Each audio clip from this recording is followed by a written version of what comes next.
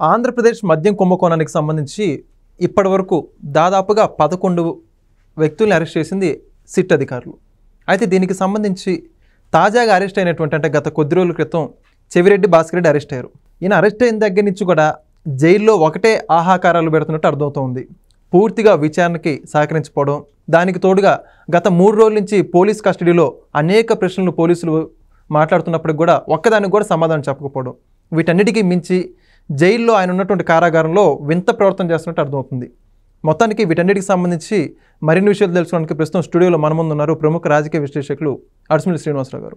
Sir నమస్కారం అండి. నమస్కారం అండి. సార్ ఏంటి చెవిరెడ్డి భాస్కర్ రెడ్డి చాలా వింతగా కొత్తగా ప్రవర్తిస్తున్నాడంట. జైల్లో ఏదైతే ఆయన ఉన్నటువంటి సెల్లో ఉండి ఆ జైలు గోడలను కాలుతో దనడం, పోలీసుల అధికారులందరినీ కూడా బెదిరియడం, అధికారులు అంతు చూస్తానని చెప్పేసి బెదిరిస్తున్నట్టు. ఒక పక్క పోలీసుల సమక్షంలో పోలీసుల కస్టడీలో ఉండి కూడా వాళ్ళందరినీ బెదిరిస్తున్నట్టే ఏం అర్థం చేసుకోవాలంటారు? అదేనండి, ఇప్పుడు చెవు కోసిన మేకలో వరుతున్నాడు అంటున్నారు. అర్థమైందా? పెడిమని 4 పెక్క. ఓకే, ఆ ట్రీట్మెంట్ ఇవ్వాలి. అంతే, ఆ ట్రీట్మెంట్ ఇవ్వాల్సిందే. ఓకే, పడేలమని 2 పీకితే తప్ప దారిలోకి వచ్చేస్తారు. వాళ్ళ అంతస్తు, వాళ్ళ ఆస్తి ఐశ్వర్యం, వాళ్ళ హోదాలో జగన్మోహన్ రెడ్డి లాంటి ఒక అరాచక ముఠాలో ఉన్న అతను సభ్యుడు కాబట్టి ఎంత పెద్ద అధికారికైనా భయం వేస్తుంది. మనకి ఎందుకు వచ్చిన గొడవ అనుకుంటాడు, బతిమాలతని చూస్తారు. అది వాళ్ళు చేసి తప్పు. దీనివల్ల ఏంటంటే సిస్టమ్ మొత్తానికి రాంగ్ మెసేజ్ పోతూ ఉంటుంది. ఆ అధికారి ఊరికే డ్రెస్ చేసుకున్నాను అని నీ మీద నా మీద పెద్ద ప్రతాపం చూపించేవాడు ఇటువంటి వాళ్ళ మీద చూపించాలి. Over action. నీకు నువ్వు ఎలా ప్రవర్తించాలో అలా నియమావళికి విరుద్ధంగా ప్రవర్తిస్తే మొహం జైల్లో బయటికి తెలియదు కదా, చాలా దారుణంగా ఉంటుంది ట్రీట్మెంట్. తేడా వస్తే అది పాపం మామూలు వాళ్ళకి చేస్తారు. అది రిమాండ్లో ఉండి బెయిల్ ఇచ్చేవాళ్ళు లేక అలా మగ్గుతూ ఉంటారు. వాళ్ళని బానిసల కన్నా దారుణంగా చూస్తారు. ఇలాంటి తెగబలిసిన వాళ్ళేమో గౌరవిస్తారు. వీళ్ళు పెద్ద దొంగలు, బందిపోటు దొంగలు వీళ్ళు. అతను వెళ్ళిన కేసు ఎలాంటిది? డైరెక్ట్గా ఫ్లడ్ లైట్లు వెలుగులో చేసిన దొంగతనం అది. దాన్ని అతను సమర్థించుకుంటే ఇంక ఎక్కువ మాట్లాడితే ముఖం పగిలిపోతుంది, నోరు మూసుకుంటాను, రుజువు అవ్వలేదు, ఓవర్ యాక్షన్ చేస్తాం, తొక్క తీసేస్తామని చెప్పాలి. కరెక్ట్ నాలంటే ఉంటే చెప్తాను. అక్కడ కోఆర్డినేట్స్ కూడా కొబ్బరికాయ కొట్టినట్టే తప్ప దారిలోకి వస్తారు. ఇప్పుడు వాళ్ళు విధులు నిర్వర్తించాల్సి వచ్చినప్పుడు అదే జగన్మోహన్ రెడ్డి బూట్లు లాగుతానికి అక్కడ సంకనాగుతానికి అయితే మాత్రం ఓవర్ యాక్షన్ చేసేవారు. ఇతని పట్ల ఎందుకు ఇంకా వీళ్ళు చూసి చూడట్టు వదిలేస్తారు కాబట్టి వాళ్ళు ఓవర్ యాక్షన్ చేస్తున్నారు. ఓవర్ యాక్షన్ ఎలా చేయగలరండి ఎవడన్నా? చంద్రబాబు నాయుడు గారికి భోజనం పట్టుకెళ్తుంటే జైల్లో దాన్ని కూడా అనుమానాస్పదంగా ఉంది, ఆ భోజనం చెక్ చేయాలని చెప్పి మాట్లాడి ఇంటి నుంచి పంపిస్తే భోజనం అలాగే ఒక రకం ఇంట్లో కూడా అవమానించారు వాళ్ళు. వాళ్ళు రూల్ ఆఫ్ లా పాటించి చట్టానికి తల ఒగ్గిన వాళ్ళందరికీ పట్లేమో వీళ్ళు పెద్ద ఒత్తాదిలాగా వ్యవహారం చేశారు. ఇలాంటి గాడిదలు, కన్సర్ గాడిదలు, దొంగోళ్ళకి పట్లనేమో చూసి చూడడం కదా సిగ్గులేదు వాళ్ళకి. ఈ విషయంలో చెవిరెడ్డి భాస్కర్ రెడ్డి తప్పులేదు, అలా చూస్తా ఉన్న ఇద్దుల్లో ఉన్న వాళ్ళు తప్పు. పెడేలమని 2 పేక్కుండా అవునే కదా. మీడియా ముందుకు వచ్చినప్పుడు అక్రమ కేసులు ఆడుతుంటే ముఖానికి ప్లాస్టిక్ కవర్ వేసేయాలి, చేపరాలు కిరణ్ వేసినట్టు. కోర్టుకి వెళ్ళటం మళ్ళీ రావటం ఏమో తెలియదు గుర్తులేదంటే చెప్పించేది. కోర్టులు కూడా వాళ్ళకి వెసులుబాటు ఇవ్వకూడదు.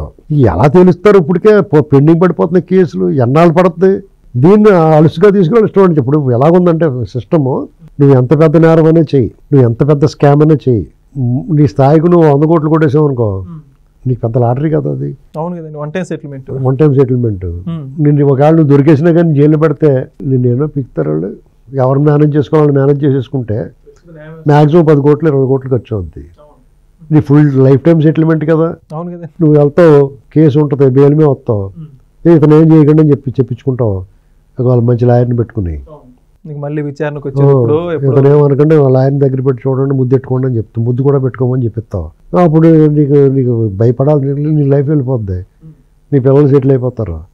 ఇంక నీకు ఎవరికి జడవాలి? ఇప్పుడు జరుగుతుంది కూడా బయట అదే కదా. ఇప్పుడు జగన్మోహన్ రెడ్డి అయినా లేకపోతే వాళ్ళ గ్యాంగ్ అయినా ఎవడైనా సరే హ్యాపీగా ఎంజాయ్ చేస్తున్నారు. అతనే ధైర్యంగా చెప్తున్నాడు, ఏమవద్దు, నేను ఏమైనా చేయండి, ఎంతసేపు 1 నెల 2 నెలలు జైల్లో ఎన్నాళ్ళు ఉంచుతారని అడుగుతున్నారు జైల్లో. జడ్జిలే అంటున్నారు ఏకంగానే. అటువంటిప్పుడు వాళ్ళకి ఇంకేం చాలా సులువు కదా, కసక్కని పీక్కోసేసి కూడా వెళ్ళిపోయి 2 నెలల తర్వాత వచ్చేస్తారు బయటికి. ఈ దేశం ఏమైపోద్దాం అనిపిస్తుంది. నాకేం పర్లేదు, మేము ఎలాగ తద్దేసుకుంటాం 4 ఏళ్ళు 5 ఏళ్ళు ఉన్నాయి. మీకే కష్టం, రేపు నుంచి బతకడం మీకే కష్టం. ఎందుకంటే యాంటీ సోషల్ ఎలిమెంట్స్తో నిండిపోతుంది అంతా. వాళ్ళు ప్రోత్సహించి రాజకీయ నాయకుడు ఉన్నాడు. వీళ్ళు ఎంత గింజుకున్నా, కూటమిలోని చంద్రబాబు నాయుడు గారు లాంటి ఎంత గింజుకున్నా మంచి అనేటువంటిది ఎక్కడం చాలా కష్టం ఉంది. నీకు చెడు అనేటువంటిది పాకెత్తది. జగన్మోహన్ రెడ్డి రప్ప అన్నది ఎంత పాపులర్ అయిపోయింది. చట్టం దాన్ని పందం చేసుకోవాలంటాడు చంద్రబాబు నాయుడు. అది అలా ఎక్కుతుంది ఎవరికన్నా. అసలు అది వినపడ్డోళ్ళే లేరు. ఆయన ఇంటికి వెళ్ళి కాఫీ పెట్టి ఇచ్చినా కానీ వాళ్ళకి సర్లే అంటున్నారు, తీసేసుకుంటున్నారు ఇచ్చినాయి నేను. మళ్ళీ ఆయన మీద బురద చల్లుతున్నారు. ఇతనేమో దొంగోళ్ళ దగ్గరికి, యాంటీ సోషల్ ఎలిమెంట్స్ దగ్గరికి, కాకర్ గోవర్ధన్ రెడ్డి ఇలాంటి వాళ్ళందరి దగ్గర రేపు మాపు రాయచోటి వెళ్తాడు. ఆ ఉగ్రవాదులు పట్టుకున్నారు కదా అక్కడ. ఇలాంటి ఇప్పుడు చెవిరెడ్డి భాస్కర్ రెడ్డి అతనికి ఇరిటేషన్ ఎందుకు వస్తుందంటే, మామూలుగా అతను అరెస్ట్ చేయలేదు. మామూలుగా వాళ్ళ బాబు కొడుకులు ఇద్దరు కూడా ఎలక్షన్ రిజల్ట్ వచ్చిన వారం రోజులు లోపల పోవాలి లోపలికి. ఇప్పుడు దాకా బయట రాకూడదు మామూలుగా. ఎందుకంటే నాని గారి మీద హత్యా ప్రయత్నం చేశారు. అతను ఆర్థిక అరాచకాలని పక్కన పెడితే భౌతికంగా అతను చంపేయడానికి చూశారు. మరి ఏ సెటిల్మెంట్ జరిగిందో తెలియదు కానీ ఇతనికి జస్ట్ నోటీస్ ఇచ్చి వదిలేదు. తీసుకెళ్ళి కూడా నోటీస్ ఇచ్చి ఏమన్నా మీకు ఏమైనా టిఫిన్ గట్ట తెప్పించమంటారని అడిగి పంపించేశారు. చాలా దారుణం అన్నమాట. అంటే ప్రజలను వంచారు, పచ్చి మోసం చేశారు. అది ఎవరు చేశారు అనేటువంటి భగవంతుడు తీయాలి. వీళ్ళ కోసం ఆవేదన పడి ఇది ఏమైపోతాడో చంపేస్తారేమో అని బాధపడిపోయిన వాళ్ళందరికీ వాళ్ళు ఉసురు తగులుతుంది. ఓకే, నీ బతుకుని ఇష్టం, నీ చావుని ఇష్టం, నువ్వు చావుని మీ చావు మీరు చావండి ఎవరన్నా. కానీ ప్రజలను ఇన్వాల్వ్ చేశారు మీరు. ప్రజలను మానసిక ఉద్వేగానికి గురి చేశారు, భయాందోళనకు గురి చేశారు వాళ్ళు వీళ్ళు కూడా. ఇవాళ వాళ్ళు ఏమనుకున్న వదిలేస్తే అందులో దొరకాల్సింది దొరకలేదు. ఈ సిట్టు వేసిన తర్వాత ఈ కేసులో కూడా అతని పేరు వచ్చింది. దాంట్లో కూడా ఒకసారి విచారణకి పిలుస్తాం నోటీస్ ఇచ్చారు తప్ప అతని జోలికి వెళ్ళలేదు. అతను కొలంబో వెళ్ళిపోతాం చూసాడు బట్టలేసి వద్దుకుని. అక్కడ లుకౌట్ నోటీస్ ఉండటం వల్ల దొరికి అలాగే అరెస్ట్ అయ్యాడు అనుకోకుండా. వీళ్ళందరూ కూడా అలాగే దొరుకుతున్నారు. వలమినేని వంశాలు దొరికాడు. వీళ్ళందరూ కూడా ఆఖరికి బోరుగడ్డ అనిల్ కూడా అనవసరంగా మధ్యంతర బెయిల్ వచ్చింది. ఆ పని చూసుకుని రాకుండా ఓవరాక్షన్ చేయండి మళ్ళీ దొరికాడు. ఇప్పుడు జగన్ గారు కూడా ఆ కారు తొక్కిచ్చేసిన సంగయ్య గారి మరణం విషయంలో రకరకాల విన్యాసాలు పిల్లిమొక్కలు వేసారు వాళ్ళు. ఈ ప్రభుత్వాన్ని బురద చల్లడానికి చూసాడు. ఆ క్రమంలో మళ్ళా తప్పు చేశాడు. ఏంటో తెలుసా, అతను ఏటు ఈ కేసులో అతను ఎవరైతే ఫిర్యాదుదారు ఉన్నారో, ఎవరైతే బాధితులు ఉన్నారో వాళ్ళని పిలిపించుకుని వాళ్ళతో మాట్లాడి వాళ్ళ చేత ఫాల్స్ ఎలిగేషన్ చేయించాడు. రెండు నేరాలు. ఇప్పుడు అంటే నువ్వు సాక్ష్యాధారాలు పాటు చేస్తున్నావు, సాక్షుల్ని ప్రభావితం చేస్తున్నావు, ఫాల్స్ ఎలిగేషన్ చేసి ఆవిడ కూడా దోష అయింది. బహిర్గతంగా. ఇప్పుడు అతను కూడా దొరికినట్టే. ఇప్పుడు నీకు ఎన్ని కేసులు 1,00,000 కోట్లు కొట్టేసిన ఈ లెక్కర్ స్కాము, మద్యం స్కాము, ఇసుక స్కాము, సర్వేరాళ్ళ మీద దొంగ ఏడుపు మోహాలు ఇవన్నీ పోయి ఇందులో దొరుకుతాడు. తర్వాత మీద అదన్నీ పెడతారు. అంటే వీళ్ళు ఎందులో వెళ్ళాలో అందులో వెళ్తలేదు. విధి ఈ ప్రభుత్వం పెద్ద పట్టించుకోకపోయినా ప్రకృతి మాత్రం ఊరుకోకుండా వీళ్ళు ఏదో రకంగా ఆ టైపు తోస్తుంది. చూసావా డెస్టినీ. ఈ చెవిరెడ్డి గంతులు వేస్తున్నాడు, నోటుకు వచ్చినట్టు మాట్లాడుతున్నాడు. వాళ్ళ పిఎల్ గట్ట అరెస్ట్ అయిపోయారు. ఇప్పుడు దాంతో వాళ్ళ కొడుకు కూడా రిజెక్ట్ అయిపోయింది బెయిల్. చాలా దారుణంగా భయంగా ఉంది అతనికి. ఎర్రెక్కిపోతున్నాడు. మన గుట్టంతా భయపడిపోతుంది. ఎన్నాళ్ళు పద్ధతిగా బయట రాకుండా తిరుపతిలో ఒడ్లు గట్ట పంచిపెట్టేసి ఇష్టమైన తిరుపతిలో ఎర్రచందనం దోచేసి తిరుమల తిరుపతి దేవస్థానం నిధులన్నీ శ్రీవాణి ట్రస్ట్ అలాంటిది ఇంకో ట్రస్ట్ లాంటిది పెట్టి టీడీటీ అని పేరు వచ్చేలా ఒక ట్రస్ట్ పెట్టి దానికి లాగేశారు. అసలు అది బయట లాగలేదు ఇంకా నీళ్ళు.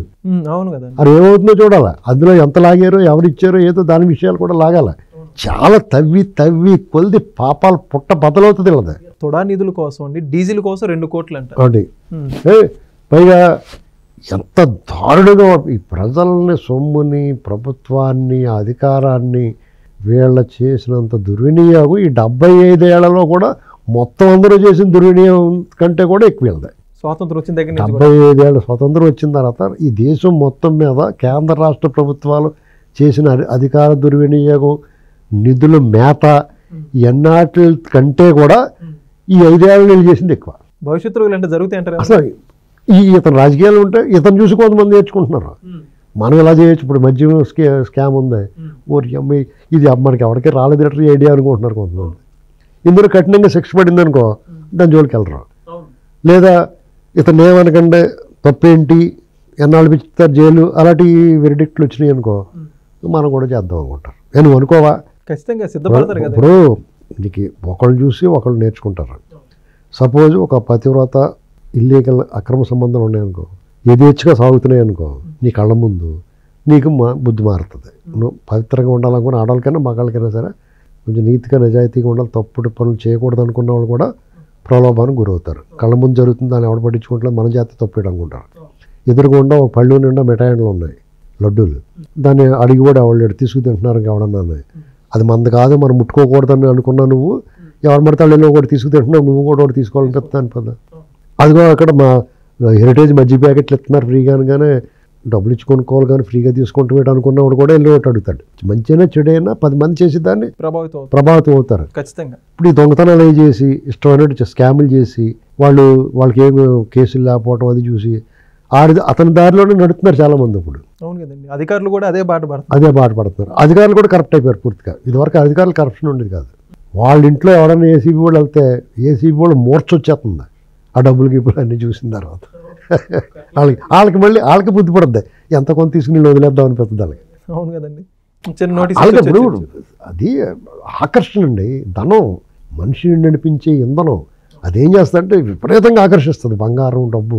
ఎవడన్నా ప్రలోభానికి గురవుతారు. ఎంత స్ట్రిక్ట్గా ఉండాలనుకున్నా వాళ్ళకి లోపల నుంచి తన్నుకొచ్చేది. అది ఇంట్లో వాళ్ళు కూడా ముట్టుకేసేసి ఎలా చేతకాని దద్దమ్మ వాళ్ళు చూడు ఎలాగున్నారు, నువ్వు ఎలాగున్నావు ఇంట్లో వాళ్ళు దొబ్బుతారు. వాళ్ళొద్దన్న పక్కన కుటుంబాల సభ్యులుగా దొబ్బేస్తూ ఉంటారు కదా, స్నేహితులు కుటుంబం దొబ్బేస్తారు. కాబట్టి నీకు శివరెడ్డి భాస్కర్ రెడ్డి లాంటి అలాగే మాట్లాడతాడు. ఈ ప్రభుత్వం కానీ అధికారులు కానీ ఏం చేయాలంటే వెళ్ళరా అని చెప్పేసి గొప్పిడేమో లాగాల దగ్గర రమ్మని.